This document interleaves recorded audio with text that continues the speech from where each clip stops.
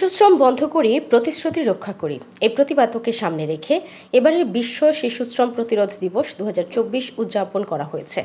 আজ সকালে এই দিবস উপলক্ষে জেলা প্রশাসন এবং শ্রম ও কর্মসংস্থান মন্ত্রণালয় বিশ্ব শিশুশ্রম প্রতিরোধ দিবস উদযাপন পরিষদ এবং এনজিওদের সমন্বয়ে সকাল 11টায় চট্টগ্রামের সার্কিট হাউস থেকে এক বর্ণাঢ্য র্যালি বের করা হয়।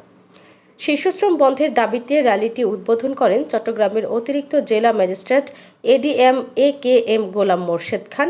এ সময় উপস্থিত ছিলেন কলকারখানা প্রতিষ্ঠান ও পরিদর্শক অধিদপ্তরের উপমহাপরিদর্শক শিপন চৌধুরী। অনুষ্ঠানে ওয়ার্ল্ড ভিশন, ঘাসফুল, ইপসাস সহ চট্টগ্রাম জেলায় কর্মরত এনজিওর প্রধান ও প্রতিনিধি এবং শ্রমজীবী শিশুরাও উপস্থিত ছিলেন।